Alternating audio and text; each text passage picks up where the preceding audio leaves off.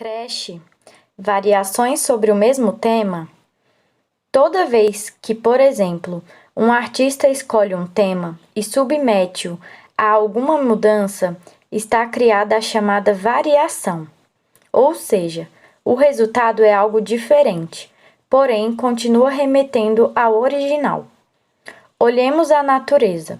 Quantos tipos de flores existem? Mesmo com uma grande variedade, nenhuma deixa de ser reconhecida como flor. É plausível dizer que situação similar parece acontecer com a educação infantil, mais especificamente com a creche. Representantes políticos, lideranças comunitárias, famílias, profissionais da educação, membros do judiciário, ativistas da sociedade civil organizada, entre outros, propõem, opinam, discutem a questão da creche. Acabam apresentando diferentes versões sobre o que é e como funciona uma creche. Porém, com um agravante: distanciam suas variações do que foi sendo construído, na prática e teoricamente, sobre a creche. Para iluminar a questão, trazemos o que dispõe a legislação nacional vigente. Comecemos, claro, pela Constituição Federal de 1988, onde o direito à creche é contextualizado entre os direitos sociais. Logo depois, em 1990, o Estatuto da Criança e do Adolescente reiterou o dispositivo constitucional ao afirmar que é dever do Estado assegurar à criança o atendimento em creche e pré-escola. Em regulamentação ao comando constitucional, a Lei de Diretrizes Básicas da Educação de 1996 preconizou que a educação infantil tem como finalidade o desenvolvimento integral da criança, em seus aspectos físico, psicológico, intelectual e social, complementando a ação da família e da comunidade. Cabe ressaltar que a educação infantil é composta por dois atendimentos distintos e concomitantemente complementares: creche, de 0 a 3 anos, e pré-escola, de 4 e 5 anos.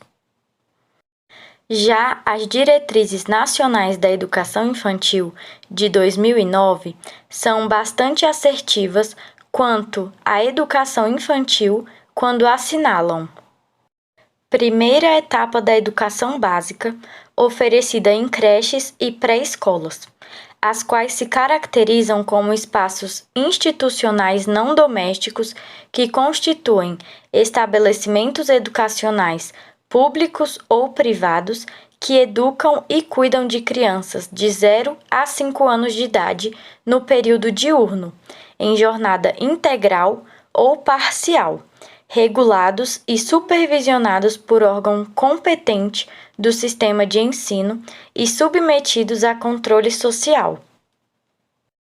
A declaração condensa as características-chave da concepção mais avançada acerca da educação infantil, sendo que o texto e toda a legislação afim consagra lutas, pesquisas, estudos e experiências exitosas no campo do atendimento educacional para a primeira infância em nosso país. Chamamos a atenção para 3 elementos da declaração acima: espaços institucionais não domésticos, educam e cuidam, e período diurno. E a partir da simples aceitação desses elementos como imperiosos para entender o que é e como se organiza legalmente a educação infantil, e, por conseguinte, o que é e como se organiza legalmente a creche, podemos dizer que as variações que, por vezes, foram implantadas ou ainda aquelas que insistem em emergir desfiguram o tema, qual seja o atendimento educacional de 0 a 5 anos de idade. Vez por outra, aparecem proposições sobre a educação infantil, especialmente sobre a creche, que desvirtuam o sentido e a prática do que é educar e cuidar de bebês e crianças pequenas. Creche noturna, atendimento ininterrupto, sem férias ou recesso, mãe crecheira, voucher escolares. Vamos discutir cada uma dessas proposições. Creche noturna. A criança que frequenta a jornada diurna é atendida por profissionais especializados, interage com adultos e seus pares etários, brinca e explora o ambiente e seus materiais, acessa um currículo formal, entre outras atividades. Seria possível disponibilizar todos esses recursos no noturno? A criança atendida durante a noite ficaria em desvantagem em relação àquela que está no diurno? As únicas atividades seriam o sono e a alimentação? Sendo exclusivamente uma ação de cuidado, como ficaria a ação educativa? A criança matriculada numa creche diurna teria direito ou não à creche noturna? Caso tenha, seriam 2 matrículas e 2 vagas para apenas uma criança? E se essa criança estivesse na creche diurna, seria mantida também no período da noite? Creche sem férias ou recessos. Caso a criança fique praticamente todos os dias do ano na creche, cairia por terra uma das conquistas da civilização, a diferença entre ano civil e ano letivo. A distinção demarca e organiza os espaços e tempos das várias instituições onde o ser humano nasce, cresce e se desenvolve. A creche já ocupa boa parte do tempo da criança, até 10 horas diárias, o que significa que ela passa poucas horas acordada com a família nos chamados dias úteis.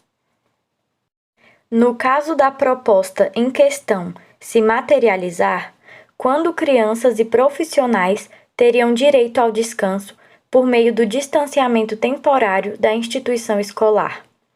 Qual seria o tempo de convivência, de criação e fortalecimento de vínculos entre as crianças e os adultos da família, da igreja, da rua? Quais seriam os tempos de formação e de planejamento garantidos em lei para os profissionais da educação? Mãe crecheira. Solução que se originou nas periferias diante do dilema das mulheres que penam para conciliar trabalho e maternidade, ou seja, em função do desamparo que o Estado impõe pela falta de vagas na educação infantil. Instituir a mãe crecheira é legalizar um tripé frágil: a precarização do atendimento das crianças sem escola, o pesadelo logístico imposto às mulheres e a precariedade dos direitos trabalhistas das cuidadoras. Ou seja, retomar essa ideia é voltar no tempo, antes da Constituição e da LDB, demolindo os avanços duramente conquistados para que as crianças, independente da classe social, etnia, religião, sexo, nacionalidade, deficiência, tivessem direito a uma educação escolar com os parâmetros de qualidade social, os mais equânimes possíveis. Intencionalmente direcionada aos mais pobres, a mãe crecheira oficializa a informalidade e descompromete o poder público com a oferta da educação infantil.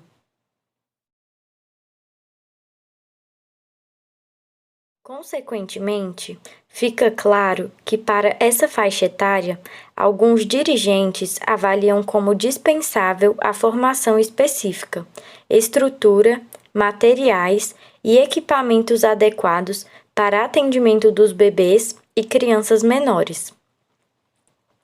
Reconhecemos, entretanto, o papel social cumprido pelas bravas mães crecheiras diante das omissões e negligências dos poderes republicanos, sem, no entanto, concordar com a proposta. Voucher.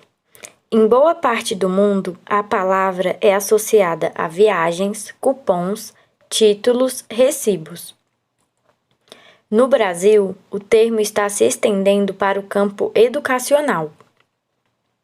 Sem cumprir seu dever de criar vagas nas instituições públicas, os legislativos e executivos de diferentes entes federados possibilitam a destinação de recursos diretamente às famílias, para a matrícula das crianças em instituições privadas. Indubitavelmente, existe um grande mercado de escolas privadas interessadas em receber recursos públicos advindo do governo mediante a compra de vagas. E sabemos que o que nasce como temporário para supostamente resolver a carência ou inexistência de vagas acaba por se tornar definitivo. Tal como o famoso puxadinho, que vai se alastrando e redesenhando as construções como se estivesse previsto nas plantas arquitetônicas. Sabidamente, a proposta do voucher volta-se para as famílias em situação de vulnerabilidade, tornando adversários aqueles que a combatem. Os defensores do voucher usam justamente as dificuldades econômicas e sociais como seus escudos, invertendo o jogo diante dos que lutam por um atendimento educativo público, democrático e de qualidade social. Outro ponto que merece ser avaliado reside no fato de que os convênios, as parcerias e os vouchers exigem fiscalização e acompanhamento público, minando a premissa do barateamento de custos destas políticas privatistas. Vemos então que as variações sobre a creche impostas, defendidas, elaboradas por representantes políticos e por governantes vão, na verdade, de encontro ao que a própria legislação consagra e às necessidades infantis de cuidado e educação. Os proponentes das ideias supracitadas ignoram o fato de que o direito à creche não está atrelado à situação trabalhista das famílias, pois mesmo os pequenos cujos responsáveis legais estão sem emprego ou exercem suas funções em domicílio, como uma dona de casa, têm direito à escolarização, como acontece em qualquer outra etapa ou modalidade da educação básica. Desconhecem, igualmente, o quanto pode ser prejudicial e limitante para uma criança, sua família e toda a sociedade uma longa permanência em instituições, remetendo ao malfadado tempo da denominada institucionalização da assistência à criança pobre, caso sejam aprovadas iniciativas como creche noturna, por exemplo. Interessante notar que esses mesmos proponentes das iniciativas abordadas são os que defenderam e concordaram com a reforma trabalhista, que acarretou, entre outras agruras, a jornada de trabalho intermitente. Articularam a reforma previdenciária, não cogitam a ampliação da licença maternidade ou paternidade, aviltam o Estatuto da Criança e do Adolescente, desconsideram as mortes, as negligências e os maus tratos infringidos contra as crianças, especialmente as pobres e negras, minimizam a violência contra as mulheres. Isto é, votam, legislam, executam, julgam leis, situações, projetos e ações que prejudicam o desenvolvimento pessoal feminino e, outros sim, menosprezam a infância, fase da vida que deveria ser sinônima de proteção. Porque políticas públicas direcionadas à infância e às mulheres devem ser integradas, favorecer o protagonismo feminino e infantil e ter um caráter universal. Nesse caminho, toda a sociedade avança. O que temos hoje? Mais pobreza, menos creches. O que queremos agora? Mais e mais creches, mais e mais educação infantil, mais e mais educação pública, mais e mais justiça social. Novas concepções, ideias e práticas didático-pedagógicas são sempre bem-vindas no campo educacional. Desde que, se sustentadas na premissa de variar sem desconfigurar, sem agredir, sem dilapidar um tema tão delicado, sensível e necessário para um presente e um futuro melhores. Uma creche onde se cuida e se educa cada criança, que desde antes do seu nascimento já é um cidadão, uma cidadã de pouca idade. Edna Rodrigues Barroso. Pedagoga, mestre e doutora em educação, professora aposentada da SEDF.